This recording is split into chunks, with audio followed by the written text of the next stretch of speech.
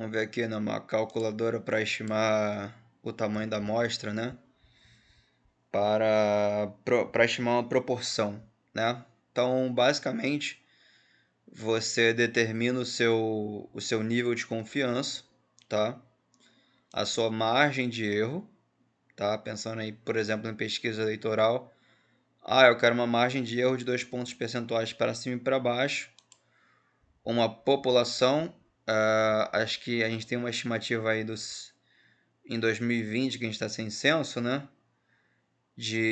Do Banco Mundial, que nós somos 216 milhões e 200 mil indivíduos, tá? Então dá certinho aqui, né? 216 milhões e 200 mil indivíduos. Aqui a gente pode calcular que, ó, para isso,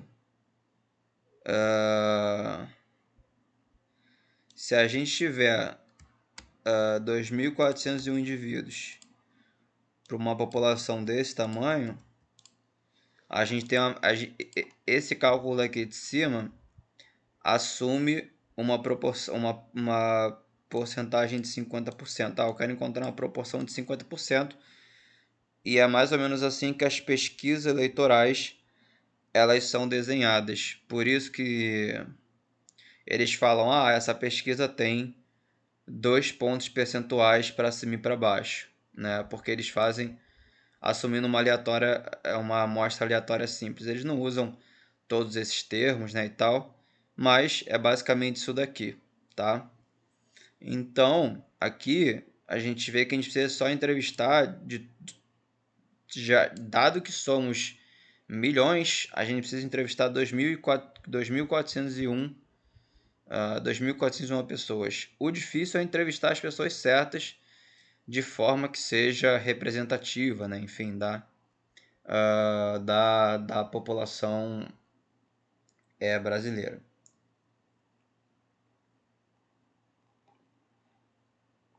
Evitando vieses e tudo mais.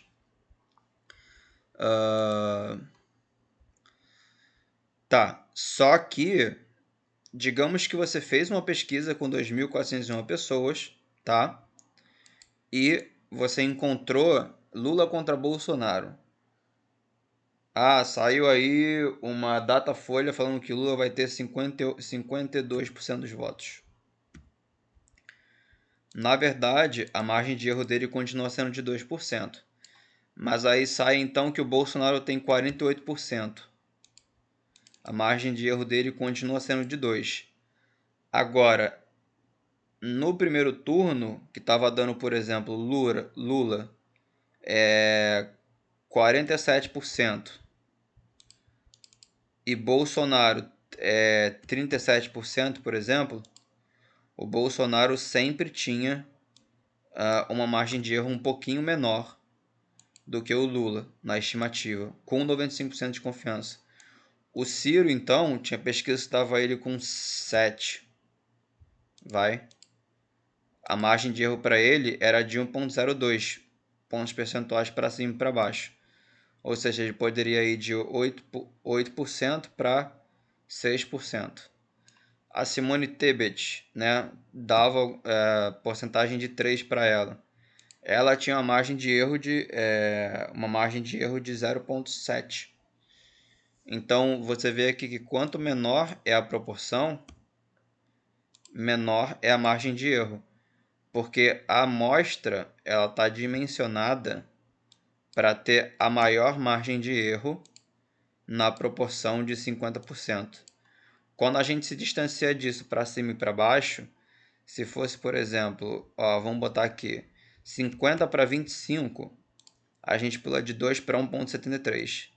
Só que se a gente pular de 50 para 75, a gente vai de 1 para 1,73 de novo. Se a gente pular de 50 para 10, vai para 1,2. Se a gente pular de 50 para 90, vai para 1,2 de novo. Por isso que as pesquisas falam com dois com a margem de erro de 2 pontos percentuais para cima e para baixo, com 95% de confiança. Beleza, mas isso é uma generalização, né? A gente vê que não é bem assim, né?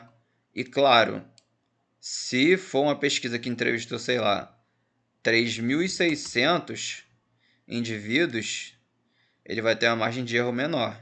Vamos dizer que segundo turno, 52, aquela juntando IPEC e Datafolha no dia anterior à eleição, dava 51 pontos quebrados para o Lula, 51.3, se não me engano, tá?